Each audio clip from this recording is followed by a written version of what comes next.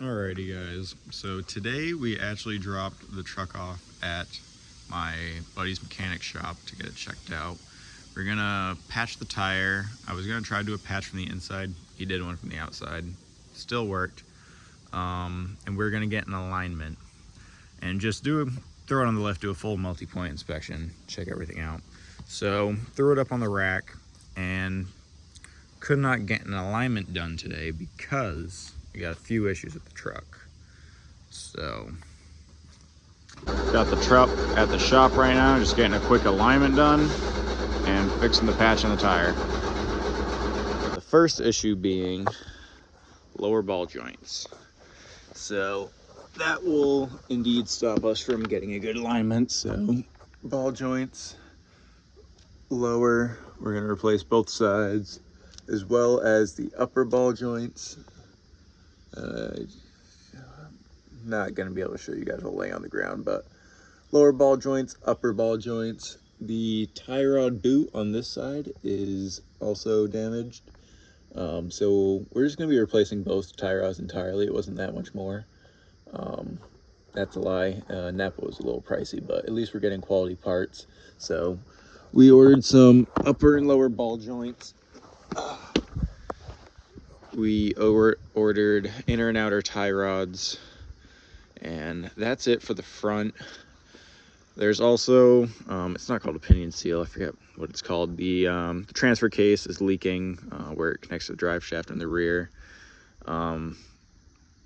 Not a huge problem at the moment besides the drip. I mean, we could fix it and stop the leak. Maybe the leak will stop on its own, who knows. Diff was also leaking just a little bit, not anything terrible. We should probably change the fluid on it. Also, the axle in the rear. But I don't have a flashlight. Let me get a flashlight for you guys so you can see. All right, so the axle in the rear, if you look, we have a little bit of moisture right there. So that's the axle seal leaking. Not a huge deal either. Brakes are not as new as thought they were, at least in the rear. Fronts look a little bit better. But yeah, not a terrible leak on the diff, but we're gonna change the fluid just to be safe.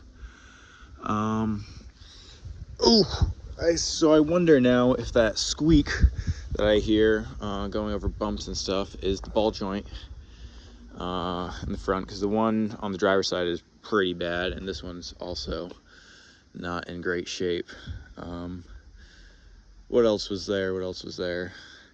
Patch the tire, upper lower ball joints, tie rods, leak in the axle. Oh, the front driver's side CV axle, the boot has a rip in it. So we priced out a new axle. It was like $120 from Napa for not even a remanufactured one. That was a brand new one. So the price on that isn't bad. We didn't order one today because it's not high on the priority list for me, but it's something to look on down the road. So yeah. Alrighty guys, we just picked up a bunch of parts from Napa. Great guys over there. Shout out Mike. So we picked up some inner tie rods, some outer tie rods, lower ball joints, upper ball joints, and then we got some spark plugs, as well as paint, Victory Red paint matched paint. So they make their own paint there, and I think this was only like $45. So while I was there, I got some of that, and this came in off of Amazon. This is a Corvette badge. Now, I know it doesn't really have a Corvette engine. I know it's an iron block, but my original plan when I first got the truck was just to flip it. Oh, there's a hole in the bottom. I don't really like that. Anyways, my original plan was to flip the truck, so I was being a cheap ass, and I literally bought a magnet. So I can go in the fridge. But the plan for it, actually, is to throw it on the tailgate. Now, the tailgate's not on the truck at the moment. Tailgate's back here, but we have a SS badge on the back, and then he threw a very nice Silverado sticker underneath. I'm a fan of that, so that's pretty cool. But I was thinking if this will stick, something like that. I don't know how good it looks, but something along the lines of that. Now it might fly off on the highway, it might not. The sizing, it's a little larger than I wanted, but I paid 20 bucks for it, and it's a magnet. So if I don't like it, I can take it off and put it on my fridge and then buy a different one. But all the other ones were pretty expensive, so we have all the parts. I don't know if we're gonna be installing them in this video, but this is what we picked up today. We also picked up a couple parts for the Camaro. This is my 98 F-body Camaro SS. If you want to see some videos on that, stay tuned. We have a couple old ones, but we're getting some race car parts in for that. So we're going to be using it mainly for the street, but we just ordered a new clutch, as well as some other parts. So we got a 800 horsepower rated clutch coming in, so stay tuned for that video. But let's get back to the Silverado. All right, guys, so I'm sitting in the truck here, and I'm looking at this door card. I noticed I had to replace this reflector, and there's some damage down there. And then I noticed there's some cigarette burns. So I look at the other door, and I see, I wonder if that one has cigarette burns. And this one's leather. So I believe that is the factory SS door panel. I believe this came off of a different truck. I think that door entirely came off another truck though, so that doesn't make sense. But we're gonna try to find a new door card that has leather on it. So noted.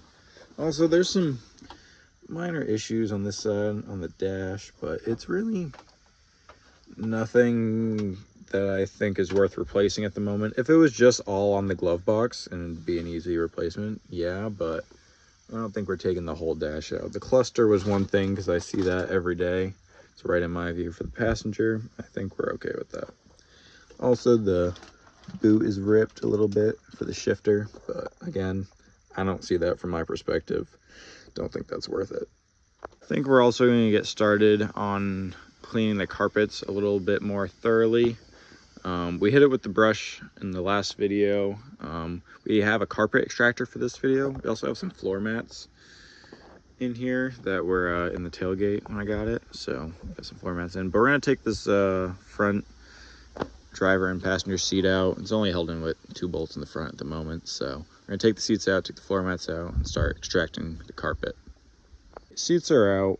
We did already clean the carpet once, but we'll just get a before shot of how dirty it is at the moment. Sun's really doing its justice, but not extraordinarily bad. But let's see what we can do to it.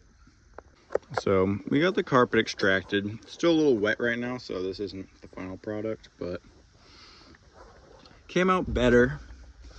Not as good as I was hoping. I think mainly the brush and carpet cleaner beforehand did a lot of the main work, but if anything, you know, better slightly. But we'll wait for it to dry, see how it looks, throw the seats back in, and get on to another project.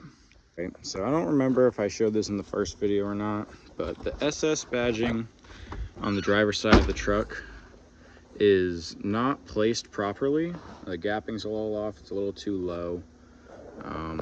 So if you look on the passenger side, I already kind of started masking out where it's supposed to go. Now, it's not going to work perfectly, obviously, because when you flip it to the other side, the tape, this line is going to be over here in the middle of the door. And the SS, I don't know, it might be faced the other direction, so maybe you don't need this in the middle, but we're going to try to make this stencil work, even if we have to put it on facing not the sticky side to get this to line up and just center it. But we're going to try to make it work. We loaded it up with a few layers of tape, so hopefully it comes off and makes a nice stencil, but we're going to try to peel those other ones off. Probably just going to use a plastic razor blade, maybe some of that Goo Gone from before. But yeah, we'll try to peel those off, maybe even a piece of floss. But all right, we'll get that emblem off and try to get it in the right location. All right, so we got the emblems off. We just used some fishing line. Now we're just gonna scrape the glue off, probably with the plastic razor blade. If you have one of those eraser wheels on a drill, that'll work too. I don't have one at the moment, so we're gonna use what we got, so yeah. All right, we got the emblem scraped off. While we have this chance, while the emblem's not here, I'm gonna break out the polisher and polish this door, at least this section of it. I don't know if we're gonna do the whole thing. We'll see if I get carried away or not, but polish out the door. It's gonna look probably similar to that where the Goo Gone was. You can see it's a little more pink up here versus deeper red. Hopefully it comes out like these fenders, but you know, we'll see. Anything is better, so let's break out the polisher. Okay, we're just gonna clean off our orange foam pad here with some microfiber and foam pad cleaner. We're gonna be using Griot's Boss Correcting Cream. You guys can use anything at home needed, but we got a polisher, the Torque-X polisher, so break this stuff out, clean up the pad, see if we can make it look better. All right, so we just polished half of the door, a small little section where the emblem is. You can kind of see the difference on camera. It's a little more faded and pink versus over here. You get to a deeper red, a little bit darker. Again, hard to pick up on camera, but not a drastic transformation, but enough. So we're gonna try to throw this emblem on and see if it works. Got the stencil on this side, sticky side out, and yes, I know the letters are reversed, so the lines here don't exactly matter, but we got the height at least and marginally where it needs to be. So we're gonna peel some of this back around here, this middle line around here, and line up these badges. We got the emblems all set up with some 3M tape. I think I did a really good job with this. I just used a roll like that and cut them up to size. So peeled back the tape a little bit. We're gonna try to line these up as best as we can. So wish me luck. Alrighty guys, with our stencil peeled, what do we think? Not bad. I feel like they're still a little bit too far to the left, to be honest with you. I hate to say it, but I think they're supposed to be. I can fit about my hand right there. And also, I probably should have repainted them black before I put them on. I can fit my hand. It's a little not as tight, but it's good. This side compared to that side, yeah, it's a little close, but they're more even than they were, so that's all right for right now. My OCD kills me. We'll do it again, but all right. What are we on to next? If anything, I'm not sure. It might be the end of the video. We'll see how long the clips are, but I'll get back to you. Yeah, that's all we got for today's video, guys. Thank you for staying till the end. If you made it this far, I appreciate you. If you could drop a like, it helps it get shared out to more people. I'd really appreciate it. If you want to subscribe, we're trying to get to 250 subscribers. It's a small little goal, but every one of you counts, so thank you. Drop a comment what you want to see next. I think we're going to be tearing into some of the more maintenance issues, like some of the ball joints and tie rods and stuff we got. But if you guys have any ideas or anything you want to see on the truck, let me know. Let's hear about it. Share this video to a friend if he's got a Silverado or an F-body back there. But thank you guys for watching. Take care and later, skaters.